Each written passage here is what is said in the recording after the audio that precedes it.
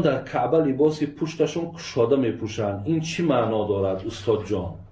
اکو برادرای عزیز و گرامی، حج خودش ماه مخصوص داره. ببینید در همون ماه ذوالحجه میشه، مثلا در ذوالقعده نمیشه، یا در این نوازی ماه سفر، در ماه سفر حج نمیشه. این حج یک عبادت مخصوصه و در مکان مخصوصه و در روزهای مخصوصه و با خودش لباس مخصوص داره. برای این لباس حاجی ها لباس مخصوصه و این یک بگیم که یک مثالی هم هست که تا همه دانه که ما بین در همون لباس همون سفیدی که یک سانک در گردی همی پشت و شکم ما پیچاندگی است، معناش همیه که شما اگر دنیا که در دستان باشد، این همی سفر شما با همی یک کفنه، این همی یک سانقتی دنیا را پدرود، یعنی با خودت این چیزهایی که داری با خودت نمیبری. دیگر این که این یک نشانه قیامت است. قیامت هم مثل که در اینجا میلیون ها در درون کفن ها پیچاندگی هستند، اونجا تماما با کفن نیست، یعنی اونجا تماما لباس نیست. این هم یک مثال هم قیامت است. برای این حکمت های بسیار دارد، ولی همین قدر دانیم که مادام خدا امر کرده است که لباس حاجی باید همین خیل باشد، تا که البته مقصد زحمت ها داره، مشکلات ها داره، تا مثال با خدای مهربان به آسانی آدم رسیدن نمیتونه، همین هاش درک کنیم، خدا خواهد کفایت میکنه. دیگر سوال، بابا جان من صنف 11 میخونم، طول 1 سال میشود پدرم با من قهر است، او را با آغوش میگیرم میبوسم ولی گپ نمیزند، من چیکار کنم؟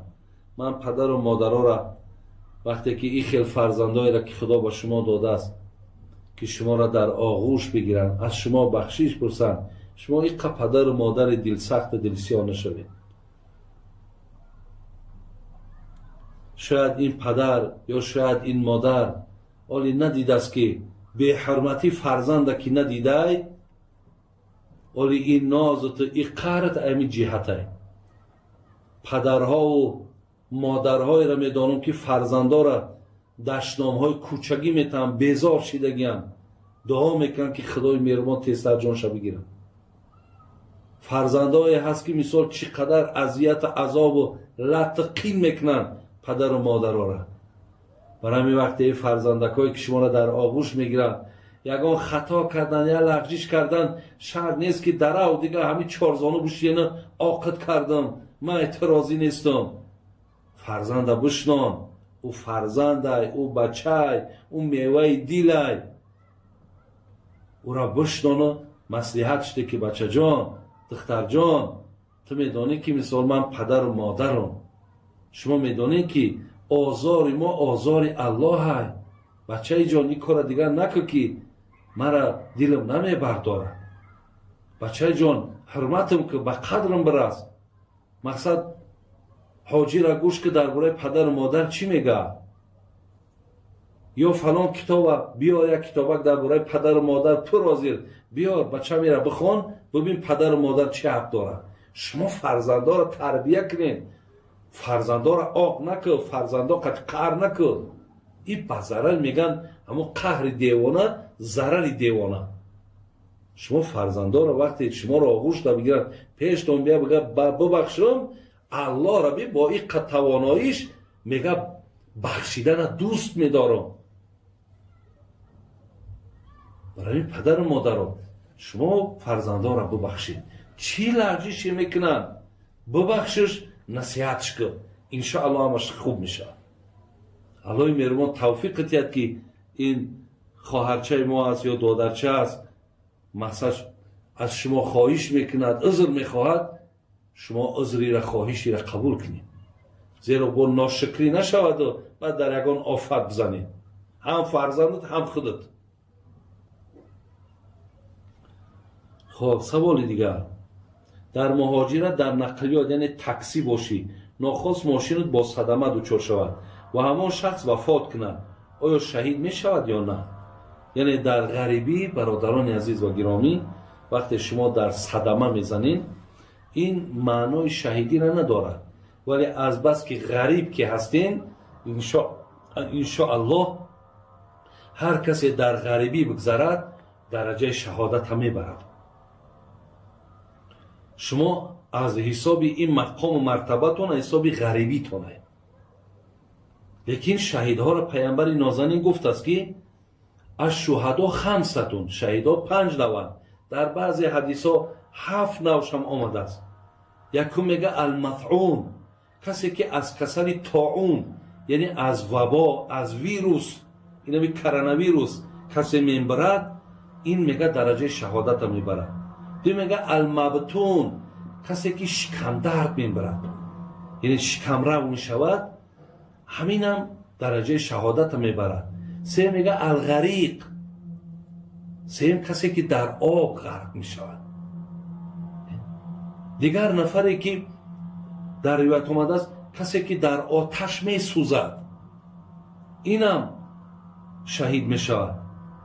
و دیگر پیامبر گفت کسی که زیر یک بینا میماند، یک بگیم دیوال است چیزی باشد در بالای آدم وقتی چپه میشود اینم گفتن شهید است. یا کسی که در راه الله کشته میشود، آدمی که برای خاطر دینش، برای خاطر شریعتش وقتی در مقابل دشمن میبراید وقتی کشته میشود اینم شهید است.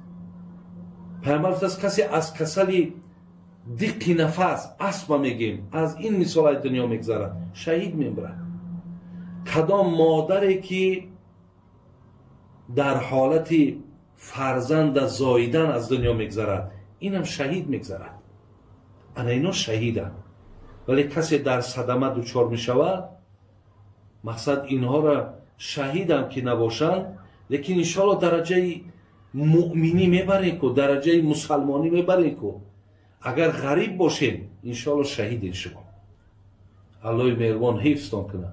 خدا هیچ وقت در این آفت ها و در این مصیبت ها شما دچار نشوید. سوال دیگر، در نماز جماعت وقتی آمدیم که رکعت آخر در اتحیات هستند آیا نیت کنیم یا نه؟ یعنی وقتی میاییم که در نماز که مردم در آخران رکعت نشستگی و تشهد میخونند، یعنی التحیات لله و الصلوات و الطیبات همین را میخونند. در همین حالت که آمدین اگر نماز چی 2 رکعته باشد یا چی 4 رکعته باشد چی 3 رکعته باشد شما برابری آمدن همون آمدن تو خودش نیت های. شرط نیست بگی نیت کردم بگذارم 3 رکعت فرض نماز شام روی آوردم به قبل دیگه. همین آمدی الله اکبر تا بگو، دستات تا همین نرمی های گوشت بردارو، دستا همه انگشتا طرف قبله و الله اکبر بگو راست برا بشی. زیرا اطاعت امام در مذهب خودمان واجبه. نشستی تشهد بخوان، تحیات بخوان، دروداش هم بخوان. وقتی که اونا سلام دادن تو سلام نتی، ایجاد بخیز 4 رکعته که باشد همون نیتی کردگی خودش علاقه قبوله. دیگر همون فاتحه را میخوانی، اول همون سبحانک اللهم را بخوان، بعد سوره فاتحه را بخوان، زمین سوره را بکن، دیگر همون ترتیب نماز رفتن بگیر. نیتش ضرورت ندارد، الله اکبر بگو بسه. خب اینجا در سوال دیگر آمده است، طرز نماز حاجت را بیان کنید. یک نمازی هست برادرای است به نام نماز حاجت. آیا همین نماز حاجت انا چگونه خوانده می شود؟ بازی در دست من انا سنن ابن ماجه است. در همین سنن ابن ماجه خب میبینیم میگه باب ما جاء فی صلات الحاجه، یک باب دارد همین سنن ابن ماجه به نام صلات حاجت، نماز حاجت.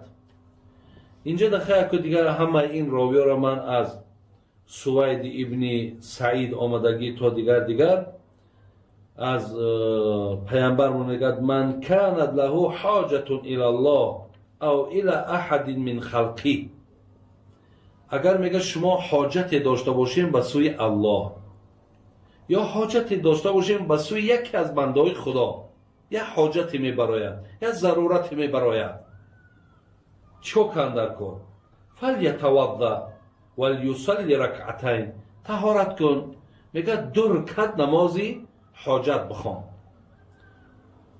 ثم لیقول، بعد از اون وقتی که بود کردی نمازا که بود کردی 2 رکعت، 2 رکعت نمازی نافله، نگیم 2 رکعت سنتی بامداد بگیم، فقط همون نیت کردم میگذارم 2 رکعت نمازی حاجت، روی آوردم به قبله، مثلا قبله به جهت کعبه، الله اکبر، بعد از اون 2 رکعت میخوانی، رنگ همین نمازهای گفتم که سنت میخوانیش، بعد از اون که بود کردی بعد میگه همین دعا را بخوان، لا اله الا الله الحلیم الکریم، سبحان الله رب العرش العظیم، الحمد لله رب العالمین، اللهم اینی اسألك موجبات رحمتك وعزائم مغفرتك والغنیمة من كل بر والسلامة من كل إثم، أسألك ألا تدع لي ذنبا إلا غفرته ولا هما إلا فرجته ولا حاجة هي لك رضا إلا قضيتها لي، ثم يسأل الله من أمر الدنيا والآخرة ما شاء فإنه يقدر. این دعا را که خواندن، بعد همین دعا را خواندن برادرها و خواهرای عزیز، همون چی مقصدی که داشتین، همون چی نیتی که داشتین، چی حاجتی که بود، حاجت فرزند بود، حاجت مقصد یگان مبلغ بود، حاجت یگان خانه بود، حاجت یگان آشتی کردن بود، حاجت یگان سفر کردن بود، بعد از اون دعا را کردی، بعد همه را از الله مهربان بخوا، انشاءالله خدای مهربان طریق نمازش پیامبرمون به ما تعلیم داد، خدا خواهد ثواب میگیریم. اینجا در گفته است که بابای حاجی نامهای الله چند تا هستند، نامهای الله مهربان چند تا هستند.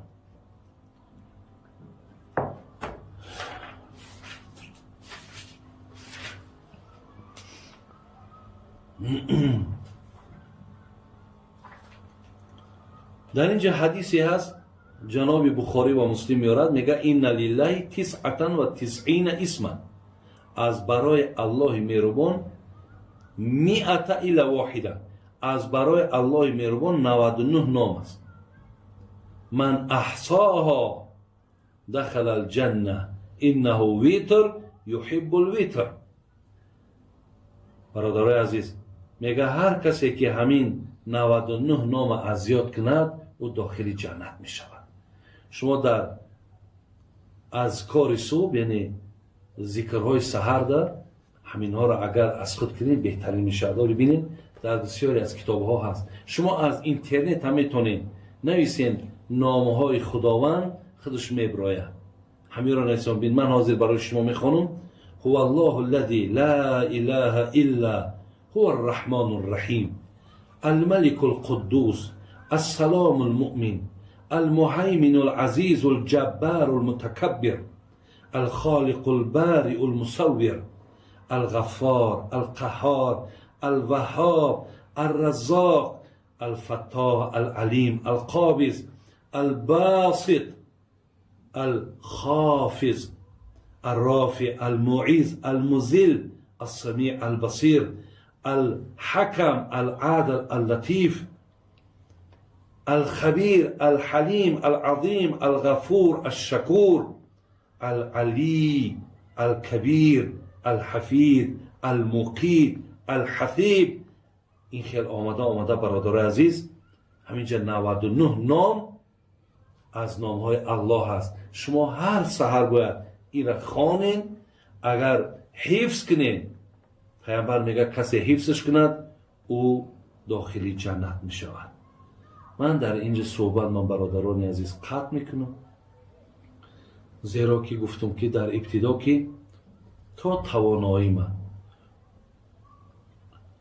تا چقدری که قوتی که دارم من برای شما صحبت میکنم. مادامی که در خودم خستگی را احساس کردم زین لحاظ صحبت قطع میکنم و انشاءالله باز در روزهای نزدیک سوالهای باقی که در پیشم دارم من برای شما انشاءالله جواب میگردانم. الله مهربان همه شما را عمر دراز دهد، ایمان کامل تون دهد. خدای مهربان خیر دنیا و آخرت نصیب تون گرداند و انشاءالله در این لحظه ها اشتراک کردن شما، همچنان در این لحظه ها گوش کردن شما برای فایده جان شما در دنیا و در آخرت است. الله مهربان سعادت دنیا و آخرت نصیب ما گرداند. السلام علیکم و رحمت الله و برکاته.